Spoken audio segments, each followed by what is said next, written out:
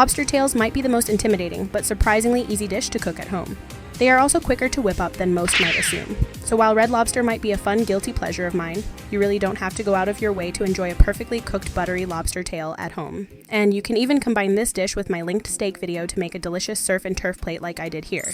Anyways, without wasting any more time, let's get into how I, as a home cook, would make a lobster tail. First, we are going to melt some butter in a saucepan. This butter is going to dress our lobster as well as double as a dipping sauce. On medium heat, I am melting about 3 tablespoons per lobster tail, which amounted to 6 tablespoons here.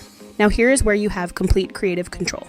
You can add whatever you would like to this melted butter mixture. Things like your favorite seasonings or fresh herbs, like parsley or tarragon, would work nicely. I kept things simple and I just added some fresh minced garlic, which will simmer for a couple of minutes on medium heat. If you do decide to add any dry spices, you can also add them at this stage, have them simmer as well. Simmering your spices in the hot butter will help wake up and rehydrate them for a stronger flavor. I'm also being very careful not to burn my garlic by letting this go too long. A couple of minutes is plenty of time. Now that I have some butter melted, I am ready to prepare the lobster tails. Here I have 2 thawed lobster tails. Most recipes call for splitting the shell and pulling the meat out and above the shell. While this does look impressive visually, after much testing and borrowing ideas from other chefs, I think the best flavor comes from actually keeping the meat tucked inside the shell while it cooks. That shell releases tons of flavorful juices, and I think you truly get the best results from keeping the meat inside the shell. So here I am borrowing a technique from the goated Chef John. I take a sharp knife and split the tails in half. To do this, I drive my knife down the middle of the back and I just chop straight down, flip the tail over, and chop straight down again. You can also use a sharp pair of kitchen scissors to split your tails in half. This technique also makes it easier to pull out any yucky poop veins that may be found in the center.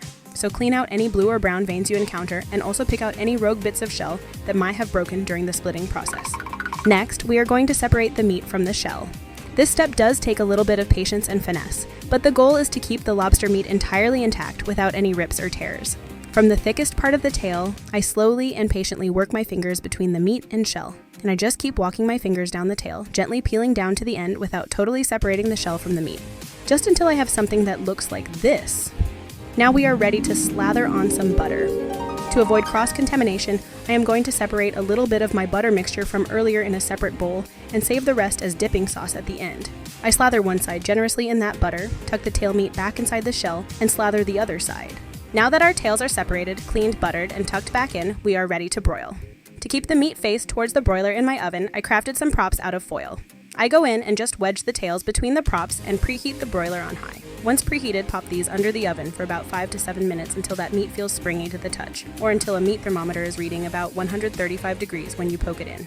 And that's really all there is to this recipe. It's easy and it's quick.